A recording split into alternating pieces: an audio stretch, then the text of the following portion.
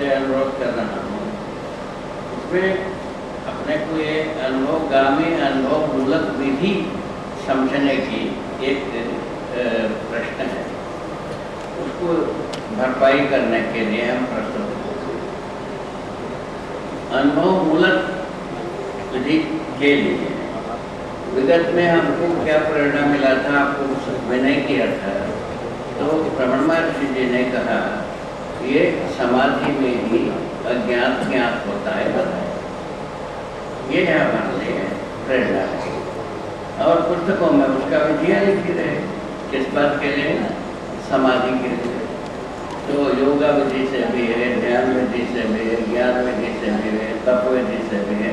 चारों विधियों को हमने अध्ययन किया। उसमें से जो हमको ठीक समझ में आया, कर पाने की मादा हुआ, उस विधि से किया, हम सफल हो गए। ये आपको बता दें, ये सबके लिए संभव नहीं है, ये अंत में निकल गए। यह सबको ही समाधि संयम से ज्ञानार्जन करेंगे, यह सबके लिए संभव नहीं है। क्यों संभव नहीं है?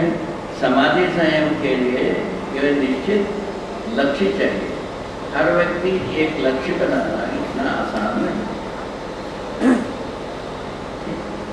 तो इसके आधार पर हम अनुभव मूलक विधि से अनुभवगामी विधि को तय किया। उस विधि से अध्ययन विधि को हम अपनाया। अध्ययन विधि के बारे में अनुरोध किया।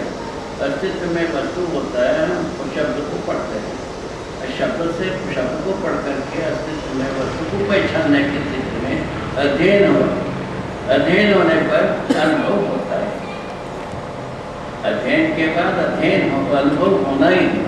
और इसके जो परिभाषा दिया है, अनुक्रम से हो, यही अनुभव का परिभाषा। अनुक्रम से होना, रहना, यही अनुभव। अनुक्रम क्या चीज़ है पता है? चार अवस्था, अस्तित्व में चार अवस्था, चार अवस्था के साथ जीवन, ये अनुभव। इसके लिए किसको नहीं चाहिए? अभी अध्ययन कराने की विधि तय किया है, तो उसमें से उसको अभी थोड़ा देर के बाद अवगत कराएंगे।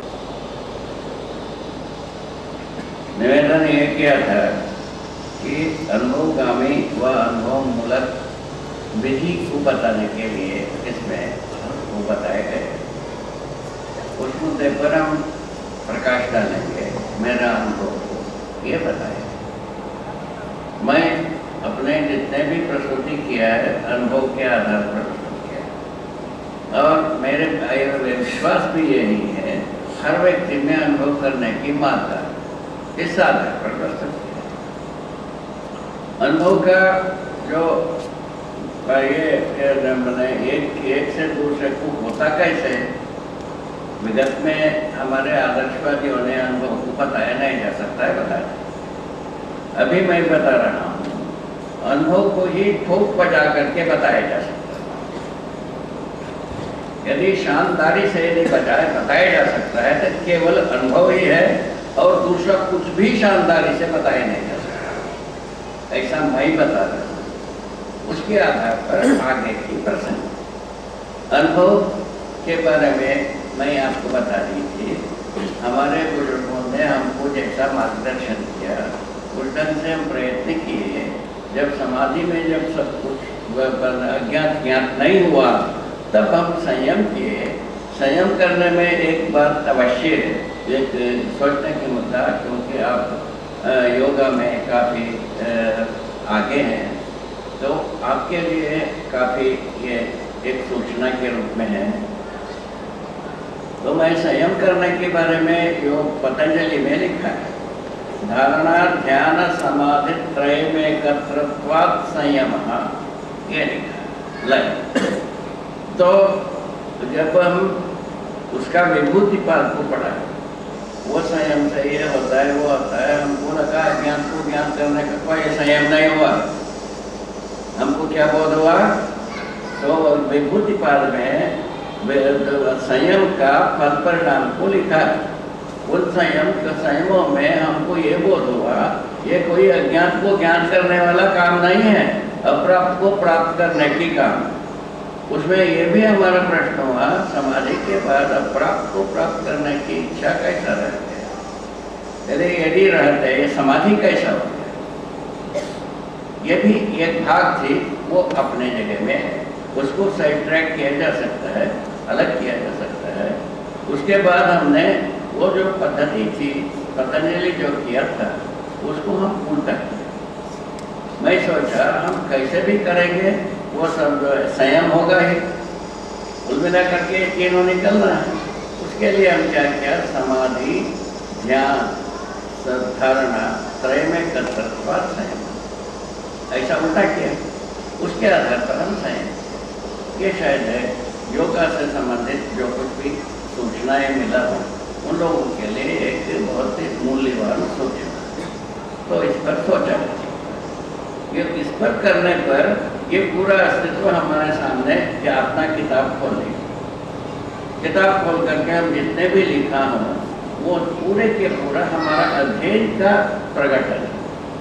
वो अध्ययन पर जो लेखन है वो सूचना है। तो समझना समझाना ये मानव से ही होगा, दूसरे से होगा, किताब से समझना होगा, किताब से सूचनाएं मिलते हैं और अनुभव से अनुभव को प्रेरित किया जा सकता है। इस आधार पर हम अभी आपके आगे की बात कर रहे हैं। उसमें क्या गई, ये जब हम निर्णय हुआ अनुभव को अनुभव के लिए प्रेरणा दिया जा सकता है, ये हम निश्चय कर पाया, तब जो है ना अनुभवगामी पद्धति है। अब पहले से के अनुसार यदि हम कहता तो हर व्यक्ति संयम समाधि संयम से प्राप्त करोगे, ऐसा कह सकते थे, उससे कोई विज्ञान होता नहीं है। तो इसके लिए हर व्यक्ति प्रयत्न कर नहीं सकता, कोई भी ऐसा भाड़ झोंकने वाला काम करेगा, कोई करेगा। ये समाधि संयम में एक प्रकार से हवा में हाथ लगा दे, मिल गया तो ठीक है, नहीं मिलेगा तो ठीक है, दोनों ठीक, ऐसा बात बना अभी तक बनाए। हम समाधि देखा हूँ, संयम किया हूँ, आप यदि पूछेंगे हमको समाधि संयम होगा कि नहीं, हम बता नहीं सकते। अब बताइए, इससे अच्छा क्या गवाही बता दूं? तो इसके आधार पर अनुभवगामी पद्धति एक चाहिए। वो क्या होगा, इस प्रकार की जो हाथ हवा में हाथ लगाने वाली बात ना हो करके तो अध्ययन विधि के लिए अनुभवगामी अध्ययन के लिए मूल सिद्धांत बताया। हम जो कुछ भी नाम बताते हैं वो अस्तित्व में वस्तु के रूप में बोध होने तक करके अध्ययन यदि मतलब होती है, मतलब यदि सीधा स्वीकारना है वो इतने ही। यदि ये हो पाता है हम अध्ययन किया। उसके लिए क्या कि दर्शन से लेकर विचार, विचार से लेकर शास्त्र, शास्त्र से लेकर संविधान तक अध्ययन करने की व्यवस्था की। हमारे पास अभी प्रश्न है वो मानवीय आचार संहिता रूपी संविधान, आचरण से लेकर दर्शन तक, दर्शन से लेकर आचरण तक अध्ययन कराने की व्यवस्था दी है। ये अध्ययन क्रम में यही प्रयत्न रहेगी, परिभाषा भाषा परंपरा की परिभाषा में इन परिभाषा के अनुसार यदि अध्ययन कराते हैं लोगों को अध्ययन होता है। इसको हम प्रमाणित किया है। इस आधार पर अनुभवगामी पद्धति स्थापित है, अनुभवमूलक पद्धति मेरे पास है, उसको अनुभवगामी पद्धति के रूप में प्रस्तुत किया। उसके आधार पर हम एक दूसरे तक पहुँचने की संयोग हुआ। ये मानव का पुण्य रहा, मानव का अपेक्षा रहा, चिरकालीन दृशा रहा, ऐसा मैं जोड़ लेता हूँ अपने ढंग से। इसके सबके लिए अनुकूल होता है तो बहुत अच्छी बात है, जिसको अनुकूल हो गया वो भी बहुत जय हो, मंगल हो, कल्याण काम कर ही रहा है। तो इन सब बातें स्थूल रूप में आप हमको समझ में आता है। इसके बाद हम चाहते हैं वो दृष्टा वर्तमान को समझने के बारे में मनुष्य के संदर्भ में बात करने की शुरू होती है। मनुष्य ही अभी जो बताया 4-5 बार उसको सभी समझते हैं। अब उसके बाद कुछ और समझना शेष, इतने में हम जी के भी देखते हैं, इसमें दो राय नहीं। किंतु और जो समझने की बात, जीने की बात शेष है वो है नियम। नियम कैसे निवर्तमान है, नियंत्रण किससे कैसे वर्तमान है और संतुलन किसमें किस प्रकार से वर्तमान है, इसको अपन समझ सकते हैं। उसके बाद इससे गहन रूप में तीसरे स्थिति में माने स्थूल रूप में ये हो गया, वैचारिक रूप में ये हो जा सकती है, और उससे भी गहन रूप में ये बात को पहचान सकते हैं वर्तमान व अस्तित्व, होना रहना। इस बात पर वर्तमान को पहचान सकते हैं, होने रहने के रूप में वर्तमान को पहचान सकते हैं। इसमें पहचानने का मतलब है ज्ञान। हम जो कुछ भी पहचानते हैं, अभी जो बात कहा स्थूल रूप में धरती निरंतर वर्तमान है, इसके एक ज्ञान है, स्थूल ज्ञान है। हवा निरंतर वर्तमान है, ये एक स्थूल ज्ञान है। और उजला जितना निरंतर वर्तमान है, ये एक स्थूल ज्ञान है।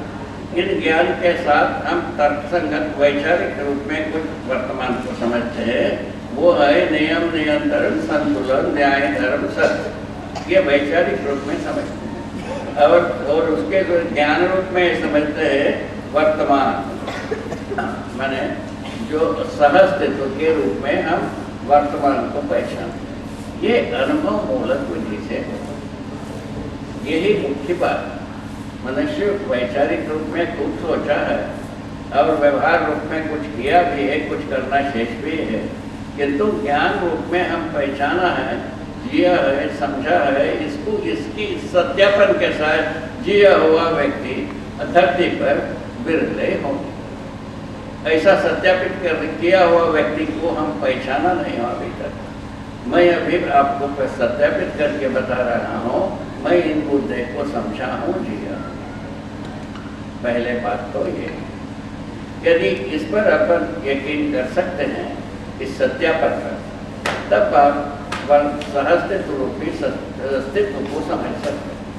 यदि अपन यकीन नहीं कर सकते हैं तो समझने की रास्ता बंद कर सकते। ये तो ये एक स्थूल रूप में आज के स्थिति में भी कॉलेज में बच्चे जाते हैं, वो अपने अध्यापकों को सही मान के करते, गलत मान के कोई विद्यार्थी नहीं करता। जिस दिन गलत मान लिया, उसके बाद उनके साथ सीनाजोरी शुरू हो जाती है।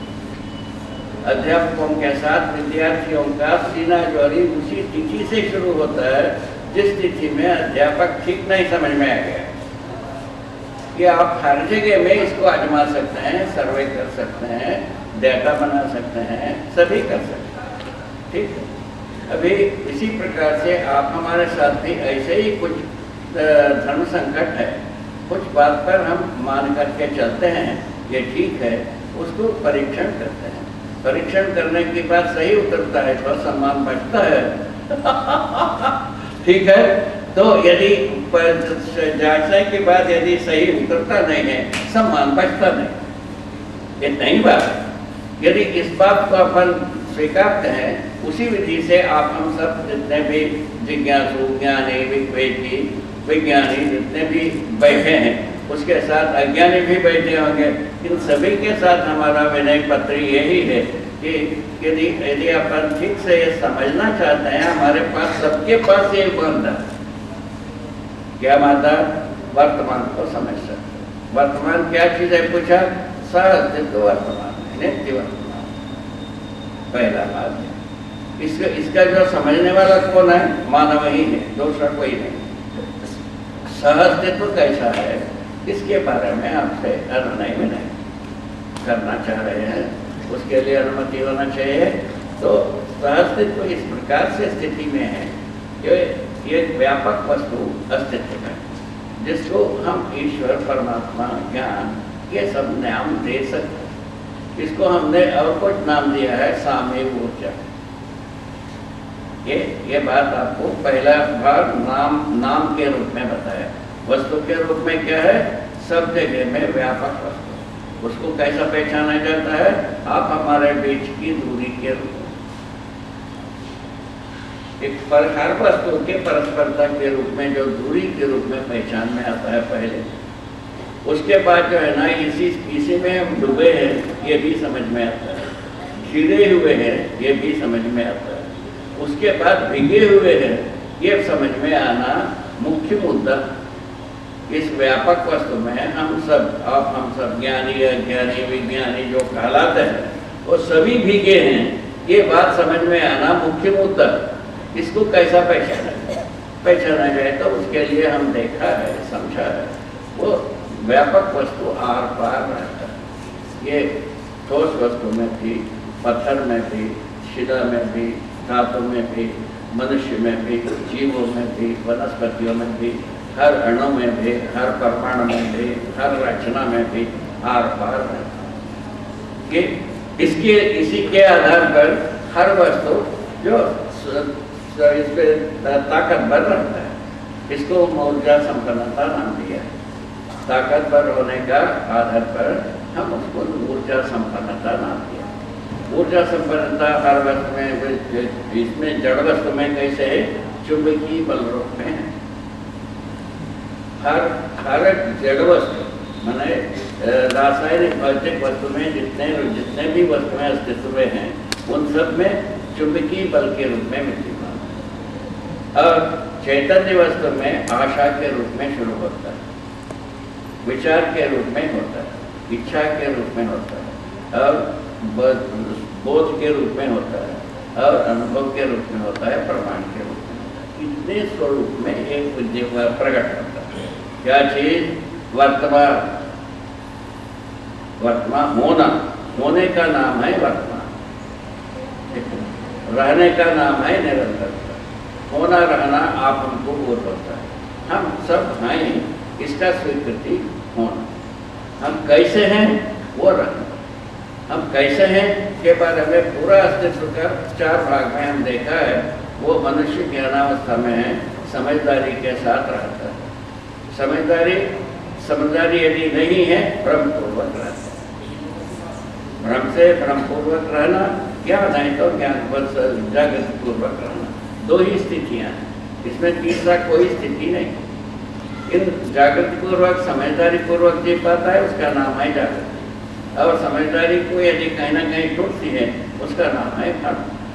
तो समझदारी और भ्रम के बीच में कोई दूरी नहीं है। वो होगा ऐसा ही जैसा हमारा हाथ है, ये भाग ये अब विभाजित नहीं होता। विभाजित हो जाएगी पर हमारा हाथ रहा वो नहीं करेगा।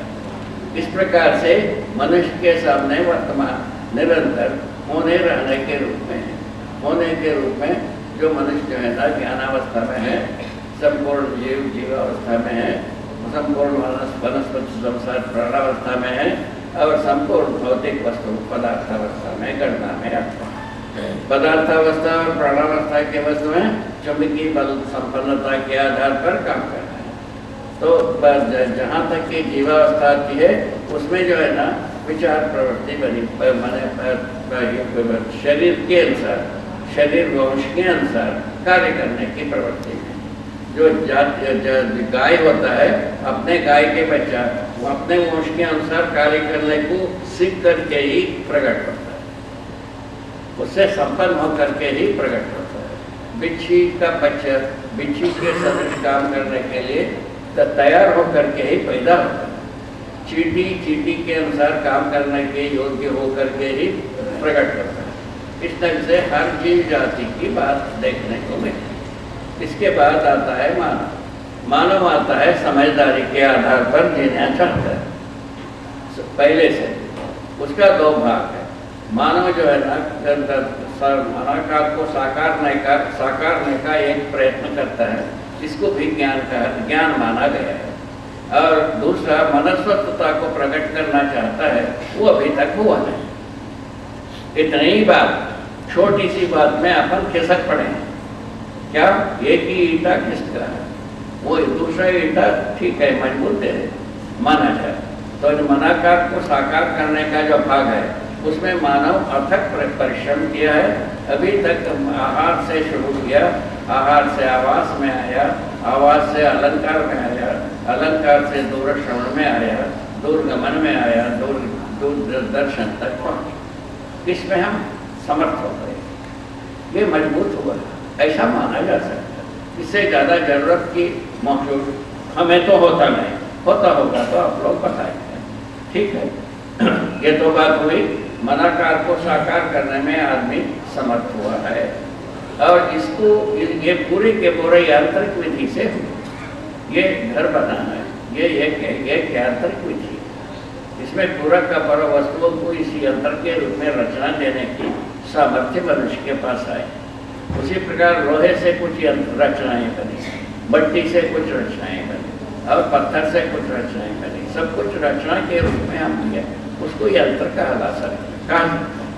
इस प्रकार से हम दूरगमन, दूरदर्शन, दूरश्रवण की सारे इंतजाम कर लिए, तो आहार आवास अलंकार रूप में हम सब प्राप्त कर लिए।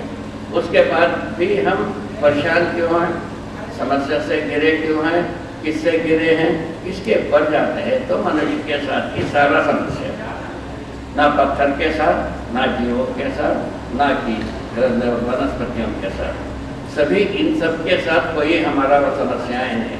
समस्या जो कुछ भी है मनुष्य के साथ।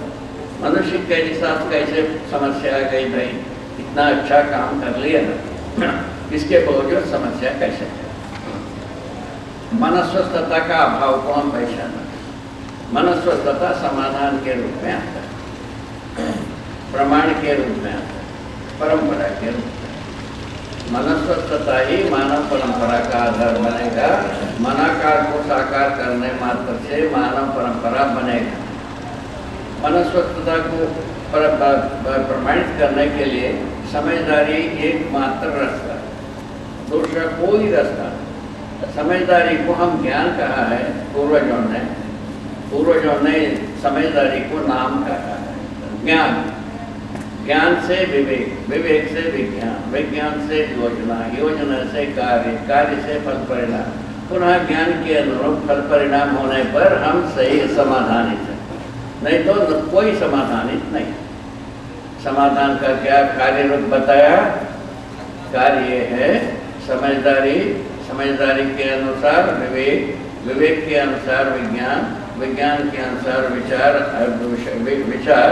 विचार के अनुसार योजना, योजना के अनुसार कार्य व्यवहार, कार्य व्यवहार के अनुसार फल परिणाम, फल परिणाम के अनुसार पुनः ज्ञान के अनुकूल होने पर हम समाधानित होते हैं। मनुष्य का प्रदक्षिणा कितना है? कितना दूरी में है मनस्वस्थता का प्रदक्षिणा। हम समझदार होना भी है, विवेकशील होना भी है और विज्ञान सम्मत होना भी है। विचार, उसके विचार का ना विवेक और विज्ञान सम्मत होना भी है। योजनाएं विवेक विज्ञान सम्मत होना आवश्यक है। उसके बाद हम कार्य व्यवहार करते हैं, उसका फल परिणाम हर नर नारी से यदि उसके ज्ञान के अनुरूप होता है, ज्ञान के अनुसार होता है, तब हम समाधान पाते। इतनी ही बात है छोटी सी। इतने छोटी सी बात के लिए इतना दिन तक हम हजारों वर्षों से परिक्रमा करे जा रहे हैं, वो पाए नहीं है। हम कितने भाग्यवान हैं, अभागा है। आप ही सोच लीजिए। एक तो ये बात सोचा जा सकता है, उसके बाद आता है अभी इसको सोचने के लिए हमारे में कैसा प्रवृत्ति है, उसको आप मैं नहीं करूँ तो यही बनता है। तो धरती बीमार होने से हमको इसको संसार के सम्मुख विनय करने की इच्छा, नहीं तो हम जिस तरीके से हम चले हैं, हम इससे इस प्रकार की प्रवृत्ति से हम दूर भी रह सकते हैं। समाधि में किसी को समझाने की प्रवृत्ति मुक्त हो जाती है, चुप हो जाती है।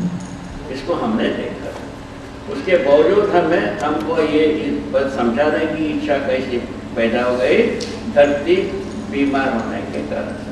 बाकी कोई कारण हमारे ऊपर प्रभावित नहीं है।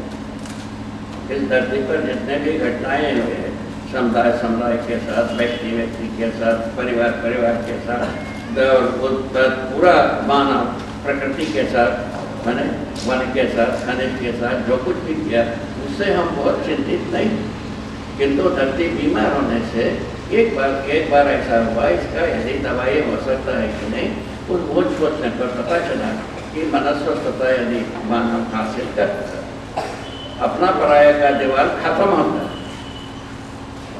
यदि मनस्वस्थता के अधिकार बनता है, अपना पराया का दीवार उसी वक्त का हवा हो जाता है, कहीं दिखता ही नहीं। मनस्वस्थता आना आवश्यक है। मनस्वस्थता कैसा आता है बताया, हम समझदारी को पाना है। क्या समझदारी? सहस्तित्व में हम जी रहे हैं, ये समझदारी। सहस्तित्व क्या है? व्यापक वस्तु में संप्रक्त जड़ चैतन्य प्रकट। ये ज्ञान हर व्यक्ति को होना। ये ज्ञान यदि सुदृढ़ होता है, उसके आधार पर हम विवेक विज्ञान को पहचानते। विवेक में क्या हो जाता है पूछे? विवेक में यही होता है जीवन का अमर, जीवन अमर है हमारा, ये पता लगता है। अभी विगत से क्या छुट्टी थी? एक तो ज्ञान बताना छुट्टी थी, और ज्ञान के अनुसार विवेक में जो है ना जीवन को समझाना नहीं बनता रहा, उसको मैं पा गया। हम जीवन को समझाने में समर्थ हूँ, पारंगत हूँ, जीता हूँ, प्रमाणित हूँ। ये हम आपको सत्यापित करते हैं। इस आधार पर हम जब प्रस्तुत होते हैं, वो जीवन का अमरत्व हमको समझ में आता है। मरने कटने की जो भय है वो अपने आप से हवा हो जाता है, वो समाप्त हो जाता है। अपना पराया का दीवार खत्म, मरने कटने की भय से मुक्ति। मनुष्य के पास भय जो है ना तीन प्रकार से आता है, मृत्यु भय, मान भय और पद भय। हम किस पद में रहते हैं, किस हैसियत से रहते हैं, वो कहीं छीना ना जाए, ये एक भय। प्राण भय, मर जाने का भय है ना। और धन भय, हमारा धन संपदा कहीं कोई चोर नहीं ले जाए, चौकारी नहीं ले जाए, और झूठ बोल न ले जाए, ये भय हर व्यक्ति के साथ जुड़ा। ये तीन प्रकार के भय से विवेक विधि से मुक्ति पा जाती है। ये तीनों प्रकार के मुक्ति पा जाते। पहले वाला क्या ज्ञान हुआ? अपना पराया का दीवार मुक्ति। विवेक आने से भय मुक्ति। ये दोनों बातें यदि गले से उतरता है, मानव परंपरा के लिए बहुत बड़ी भारी देर। यदि ये ग्रहण नहीं होता है, मानव परंपरा के लिए कोई देर नहीं। ग्रहण होता है कि नहीं होता है, इस बात को हम छोटे छोटे जगह में आजमाए हैं, काफी लोगों को स्वीकार होता है। उसी आधार पर ये सम्मेलन में ये बात कहने के लिए मुझको कहा कि इतने बात को कह रहे हैं, ये स्वीकृति ही सार्थकता है, बोलना सार्थकता नहीं है। हमारा बोलने मात्र से सार्थक हो गए ऐसा नहीं, स्वीकृतियां होने से सार्थकता है, ऐसा मेरा अर्थ होगा। ठीक है। उसके बाद ये विज्ञान आता है। क्या हुआ? ज्ञान से अपना पराया का दीवार मुक्ति, और विवेक आने से, विवेक सम्मत विधि से जीना आने से भय मुक्ति। तीनों प्रकार से भय मुक्ति। अपना पराया का दीवार मुक्ति हुआ।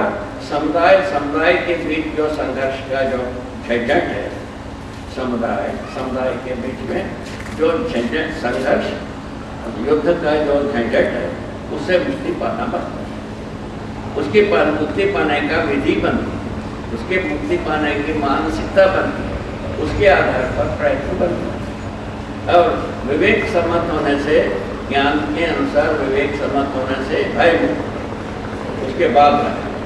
उसके बाद जो आता है विज्ञान। विज्ञान यदि सम्मत होते हैं हमारा सोच विचार, तो उस स्थिति में हम समाधान समझ पूर्वक जीने की अगरता। यदि विवेक के अनुसार विज्ञान संपन्न हो जाते हैं, उसको हम विचार इच्छा के अनुसार प्रयोग करते हैं, योजना पूर्वक प्रयोग करते हैं, तब हम समाधान समृद्धि पूर्वक जीने की योग्यता बन जाती है। ये समाधान समृद्धि पूर्वक जीना और अपना पराया से मुक्त रहना और भय मुक्त रहना, इन तीनों चीज आने से उपकार करने की प्रवृत्ति आती है। ये क्या बोल रहा हूँ? चौथा बात, उपकार करने की प्रवृत्ति। उपकार प्रवृत्ति में समाधान समृद्धि की से कम होने से कोई उपकार नहीं करेगा, कोई भी धरती पर उपकार करवे नहीं करेगा। और यदि अभी तक अपन उपकार को क्या समझा कि कपड़ा नहीं, कपड़ा देने से उपकार कर दिया, ऐसा मानते रहे हम। खाना भूख लगा है, खाना देने से उपकार हो गया, ऐसा मानते रहे, ये गलत हो गया। ये उपकार नहीं, ये हमारा कर्तव्य है। कर्तव्य में आता है। कर्तव्य में उपकार में क्या होता है? उपकार में हमारे जैसा परिवर्तित होने की प्रक्रिया बनती है। कर्तव्य में क्या होता है, अभाव को ढकने की कार्यक्रम आता है। जैसा बच्चे को भूख हो गया, खाना खिलाना हमारा कर्तव्य है। उसी प्रकार हमारा अड़ोस पड़ोस के साथ भी कर्तव्य बना रहता है, गांव धरती देश धरती के साथ भी कर्तव्य बना रहता है। किंतु उपकार कब होता है, हम यदि समाधानित है, समृद्ध है, ऐसा योग्य बना देने से उपकार हुआ। उसके पहले कोई उपकार नहीं हुआ, ये हम घोषित कर रहे हैं, ये हमारा अनुभव है। वो उपकार करने की क्रम में ही हम आपके सम्मुख प्रस्तुत। उपकार करना हमारा समाधि जनित स्थिति के अनुसार उपरांत भी मुझको ऐसा लगा उपकार कर सकते। ऐसा उपकार करने में कोई बंधन न होता, भ्रम नहीं होता। क्या उपकार, तो समाधान समृद्धि संपन्न होने के लिए योग्य शिक्षा, विचार, इच्छा, संकल्प, प्रयत्न, अभ्यास में प्रवृत्त करना। ये इसमें यदि हम सफल होते हैं, मैं समझता हूँ हमारा जो प्रवृत्ति थी, जो समाधि के बाद जब प्रवृत्ति आई उपकार करने की, वो सार्थक हुआ, मैं मानता हूँ।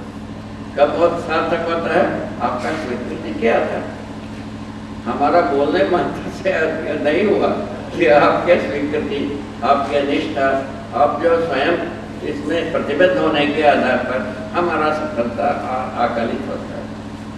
और वैसे ही आप दूसरे को उपकार कर सकते हैं। इस तरह से उपकार की परंपरा बनता है, इसका नाम है निरंतरता। क्या हुआ, क्या होगा, वर्तमान क्या है, सहअस्तित्व वर्तमान है, सहअस्तित्व ज्ञान है, सहअस्तित्व वर्तमान है, सहअस्तित्व ज्ञान है। ज्ञान के आधार पर उपकार करने की प्रवृत्तियां। यदि उपकार कब हुआ, सामने हम हमारे जैसा समझे हैं वैसा समझदारी को प्रकट किया, वो दूसरे में स्वीकार हुआ, वो पुनः वर्तमान हुआ, माने परंपरा में पुनः बहा। इस ढंग से दीप जलने वाली बात हो रहा है। तो व्यक्ति से व्यक्ति में व्यक्तित्व होता है।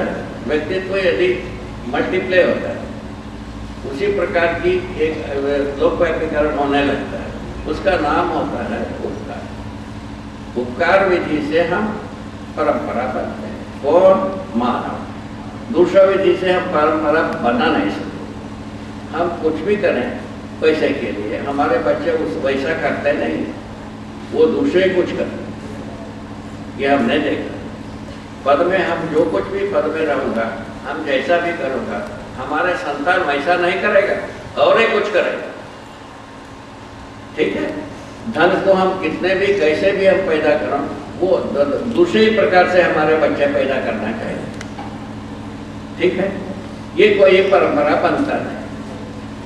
ठीक है, इसी प्रकार हम शरीर को कितने भी अच्छा रखें, हमारा बच्चे उससे अच्छा रखना जानते ही नहीं, वो कैसा है पूछे।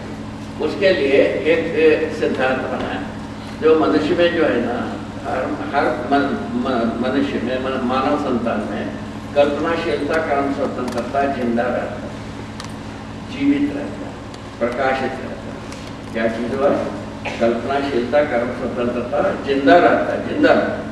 तो मानव परंपरा में हर संतान के साथ आप देखोगे, हम कुछ भी सिखाएं, समझावें, करावें, उसके बाद उनका कल्पनाशीलता, कर्म स्वतंत्रता बना ही रहता है। वो जुड़ने से हमसे आगे हो ही गए, नहीं हो। गणितीय विधि से सोचिए, हम कुछ भी आपको समझाया, आपका कल्पनाशीलता, कर्म स्वतंत्रता आपके पास सुरक्षित है, उसको जोड़ोगे तो हमसे आगे हो ही गए। इस ढंग से आगे की पीढ़ी, आगे की गति हमसे अच्छा होने की एक व्यवस्था बनी। हम किसी भी विधि से हम समझा, हम जी पाए। किस बात से, भाई मुक्ति से, अपना पराया की दीवार की मुक्ति से हम जी पाए। मैं कर रहा हूँ, मैं जिया हूँ, जी रहा हूँ। ठीक है ना। तो इस ज्ञान यदि आप में प्रवेश होता है, उस स्थिति में क्या होगी, आपको तो स्वीकार करने के अधिकार रखा है, मौलिक अधिकार। यदि आप स्वीकार लिए उसको उसके साथ आपका पूरा का पूरा स्वीकृति हो गई, उसके बाद आपका कल्पनाशीलता कर्म स्वतंत्रता दोनों जुड़ता ही है। हमसे अच्छा आप जी ही सकते हैं, हमसे अच्छा दूसरों को उपकार कर ही सकते हैं। ये मेरा अर्थ कहने का मतलब, यदि मानव उपकार करना है तो समझदार होना है। समझदारी के पहले कोई भी उपकार नहीं करेगा। ये तो एक बात बताया। समझदारी के बाद यदि उपकार में कैसे ये विशेषता बनती है, क्योंकि यदि उपकार कर रहा हूँ निश्चित रूप में न्यूनतम रूप में हम उपकार कर रहे हैं। आप लोग हमसे अच्छा उपकार कर सकते हैं, ज़्यादा उपकार कर सकते हैं, ऐसा बनता है। उसका सिद्धांत बताया। आपके पास हमसे जो कुछ भी समझदारी है हमारा, वो तो आप ग्रहण कर ही सकते हैं। उसके बाद आपका कल्पनाशीलता कर्म स्वतंत्रता रखा है, उसको जोड़ने पर हमसे ज़्यादा हो गए। इस ढंग से आप आगे आगे पीढ़ियाँ हमसे अच्छा जीने की, उपकार करने की रास्ता खोलती। इसकी आवश्यकता पर मैं चाहूँगा, ये सभा में बहुत जगह में से लोग आए हैं, इस सभा में बहुत अच्छा सोचने वाले इकट्ठा हुए हैं, पुण्यशील इकट्ठा हुए। ये बताओ, कोई ना कोई इसकी आवश्यकता है कि नहीं है? इस पर एक दो महिलाएं बताए और एक दो पुरुष बताए हैं। हमको संतुष्टि मिलेगी, हमारा हिम्मत बढ़ेगी। ये बता हमारा हिम्मत बढ़ेगी, इससे हम और भी अच्छे ढंग से उपकार करने के लिए इच्छा बढ़ेगी। ऐसा मेरा सोचना, ठीक है? यदि इसमें आप सहमत होते हैं बताइए। आइए। बाबा ये कह रहे हैं, क्या कह रहे हैं? आवश्यकता है। इधर किसी की आवश्यकता? हरी ये इस पर बहुत धन्यवाद, बहुत धन्यवाद, बहुत धन्यवाद। ये इस प्रकार से हमको ऐसा लगता है, ये सभा में पुण्यशील व्यक्तियों का बहुत ही है। पुण्यशील व्यक्तियाँ इन बात को स्वीकारने में देर नहीं लगता। सच्चाई को स्वीकारने में पुण्य का प्रभाव होता है। क्या पुण्य है भाई? अच्छा करने की इच्छा पाए, अच्छा जो परंपरा में जो माने गए हैं उसको बनाए रखना, ये दोनों रहने से हम पुण्यशील कहते हैं। बुरा जिसको कहते हैं उससे दूर रहना, भला जिसको कहते हैं उसको बनाए रखना, ये पुण्यशीलता का मतलब। आज तक की मतलब इतना ही।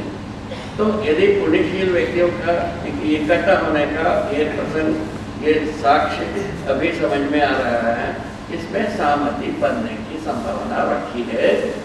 यदि अध्ययन ठीक से हो जाता है, सहमति बनेगी, ऐसा मुझको लगता है। ठीक है ना? इतना विश्वास करना चाहिए ना। इस सभा के प्रति मेरा विश्वास यही व्यक्त होता है। इसके आधार पर आगे कुछ अनुनय भी नहीं करने की मुद्दा बनते हैं। एक मुद्दा ये बनता है, पहले आपको 6 मुद्दा गिनाए: नियम, नियंत्रण, संतुलन और न्याय, धर्म, सत्य। इसके ऊपर तो थोड़ा सा ध्यान दिलाने की इच्छा है। अभी समय क्या कहता है, एक घाट ये आ गया, दूसरा घाट में इन तीनों को समझाने की आवश्यकता को समझाने की बात है। मुद्दा ये है, न्याय में हमने देखा है, अनुभव किया है, संबंधों का पहचान। संबंधों का पहचानने के मुद्दे में हमारे सामने मिसाल है। माँ जब अपने बच्चे को पहचानती है, उसके बाद ममता शुरू होती है। माँ जब अपने संतान को, माँ बाप जब अपने संतान को पहचानते नहीं है, उनके साथ ममता नहीं होते। इन दोनों बात का गवाही अपने मानव इतिहास में हो चुकी है। इससे ज़्यादा व्याख्या करने की जरूरत नहीं लगता। तो इसके आधार पर आगे हम विनय करना चाहता हूँ कि यदि संबंध समझ में आता है, उसकी निरंतरता में मूल्य निर्वाह होता है। क्या हो गई है ये भाषा कैसा बनी? यदि संबंध समझ में आता है, स्वीकार होता है, उसको निर्वाह निरंतरता बनता है, मूल्य निर्वाह हो जाता है। समूल्यों के लिए बहुत ज़्यादा झंझट नहीं।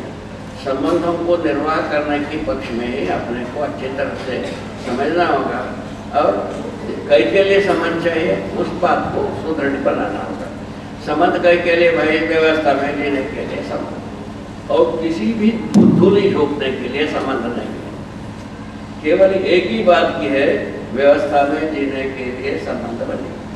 संबंध का परिभाषा हमने लिखा है पूर्णता के अर्थ में अनुबंध।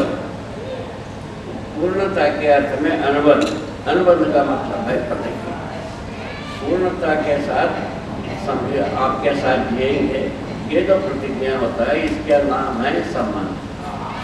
उसी प्रकार माँ अपने बच्चे के साथ अनुबंधता स्वीकारती है, माँ अभिभावक स्वीकारते हैं, बंधु बांधव स्वीकारते हैं, पूर्णता के अर्थ में।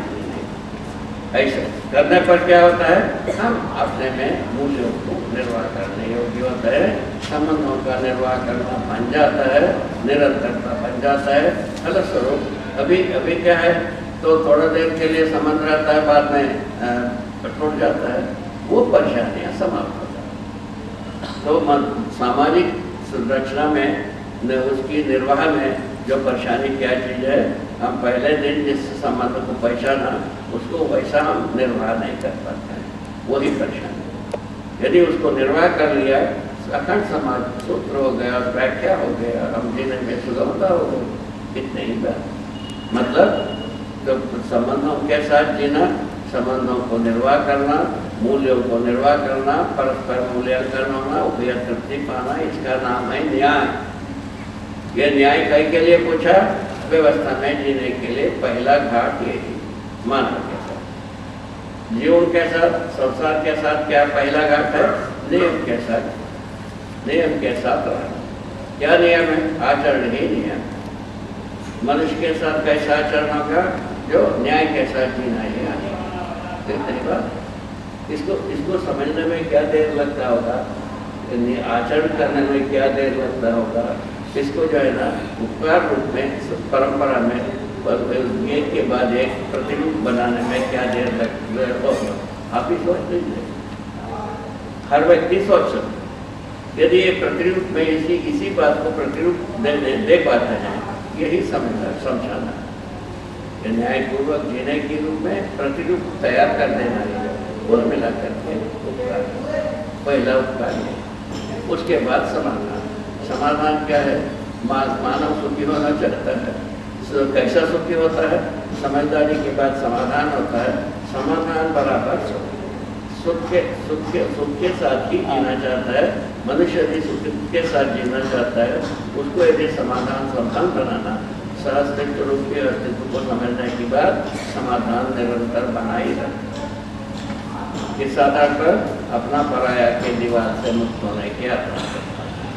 इतना बड़ी बात हो, उसके आधार पर क्या होगी, एक अखंड समाज सूत्र निकलती है, व्याख्या निकलती है, उसको आगे अपन समझेंगे। तो उससे क्या होगा, मानव परंपरा अपराध मुक्त हो सकती है। अपना पराया के दीवार से हम सभी अपराध को वैध मानेंगे। उसका प्रमाण यह भी जब क्या है सुरक्षा क्या बनी हुई देश के साथ, सुरक्षा, बॉर्डर सुरक्षा, बॉर्डर सिक्योरिटी है ना।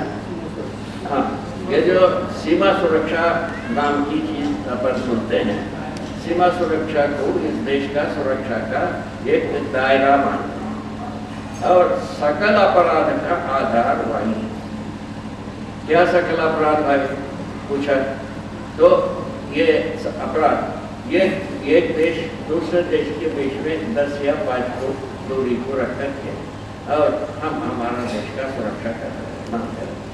अब यदि दूसरा कोई आता है तो मारेंगे, कितने तो बात। इस बीच में ये 5 फुट 10 फुट के बीच में कोई आएगा, हम मारेंगे। मारने के लिए क्या है, डंडे से लेकर, लाठी से लेकर, जहर से लेकर, क्या प्रक्षेपास्त्र से लेकर आटम बम तक कार्यक्रम इंटेक्ट। अब उसमें क्या कर दिया, उसके बाद वैज्ञानिकों ने बताया ये आटम बम इतने से ज़्यादा यदि परीक्षण होता है वो वातावरण को ये ऐसा पैदा कर सकता है जिससे ये धरती सूरज हो जाए, मैंने धरती स्वयं बिखर जाए, सूरज जैसा जलने लगे, उसके बाद आदमी कहाँ रहेगा? आदमी कहाँ रहेगा? ये बात सोचने की मुद्दा है ना। हम बार्डर सिक्योरिटी का अंतिम स्वरूप ऐसा यहाँ पहुँचा, उसी के बारे में सोच रहे हैं। इसको एकाधिकार बनाया जाए, बहुअधिकार बनाया जाए, ये झंझट में भी घूम रहे हैं। बार्डर सिक्योरिटी का सेंस इस प्रकार से घूम ही रहा है, आप सब जानते ही हैं। तो इसीलिए सबसे अपराध को विधि माना, बार्डर सिक्योरिटी में माना, उसी के आधार पर दंड को विधि माना, माने गलती को गलती से रोकना विधि माना, अपराध को अपराध से रोकना विधि माना, युद्ध को युद्ध से रोकना विधि माना, आदमी जात इसको माना। ये अपना अकेले देश नहीं, आदमी जात माना है, पूरा धरती के मानव इसको माना है, 700 करोड़ आदमी माना है। इस आधार पर 700 करोड़ आदमी अपराध के भागीदारी हुआ। ये जगह मिला, इस जगह को स्वीकार सकते हैं कि नहीं? ये एक तो विधि जिससे इस प्रकार के काम को, हमारे हिंसा को, युद्ध को, द्रोह विद्रोह को विधि मानना, ये मानने में हम सब भागीदारी बन गए। इससे मुक्ति पाना होता है, किससे? ज्ञान होने से, सहस्तित्व ज्ञान होने से इससे मुक्ति पाना होता है। ये अपना पराये का एक दीवार बताया। उसके बाद देश में बहुत जातियां होता है, एक दूसरे की जाति के बीच में पुनः दीवार, छोटा दीवार, वो बड़ा दीवार, ये छोटा दीवार। छोटा दीवार के साथ कुछ कुछ होते ही रहता है, और बड़े दीवार में भी कुछ कुछ होता ही रहता है। इन सबके साथ हम भागीदार हो जाते हैं। इससे मुक्ति पाने के लिए ज्ञान चाहिए, सहस्तित्ववादी ज्ञान होना चाहिए। अभी पहले जो ज्ञान बताया, विरक्तिवादी ज्ञान बताया, ब्रह्म सत्य जगत मिथ्या बताया, हमारे बुजुर्गों ने ब्रह्म सत्य जगत मिथ्या एक भाषा बताया है, ईश्वर एक सत्य है, ईश्वर जगत मिथ्या है। उसमें जो हमको जो परेशानी हुई वो आपको स्मरण दिलाना चाहते हैं। ये जो ब्रह्म जिसको कहा, उसको पहले बताया अनिर्वचनीय है, अव्यक्त, एक तो ये झंझट बनी। उसके बाद ये लिखा है हमारा किताबों में, ब्रह्म से ही जगत पैदा हुआ, अब ब्रह्म से ही जीव पैदा हुए। इन दोनों को मिथ्या बताते हैं और उसके बाद ब्रह्म को सत्य बताते हैं। इससे हमारा परेशानी बढ़ी, सत्य से मिथ्या पैदा हो सकता है या नहीं, वही हमारा शोध का मूल वस्तु। उसको हम जांचने पर पता चला सत्य से कोई मिथ्या पैदा होता नहीं। हम पैदा होता है जो सोचना शुरू किया, वही अपने को डुबा दिया। कोई चीज पैदा होता ही नहीं। अस्तित्व में सब प्रकट होने की वाली विधि है, लुप्त होने वाली विधि, उसी को हम प्रलय कहते हैं। लुप्त होने की विधि को हम प्रलय कर रहे हैं, ठीक है। प्रकट होने वाले विधि को विकास करते हैं। विकास विधि हर धरती पर होने की व्यवस्था, प्रकृति सहज व्यवस्था जो है, नियति सहज व्यवस्था, विकास क्रम विकास, जागृति क्रम जागृति के रूप में ही रहता है। दूसरा कुछ होता ही नहीं। सारा परेशानी का जड़ केवल मानव जाति है। मानव जाति से संपूर्ण परेशानी फैली, मानव स्वयं फंसा है।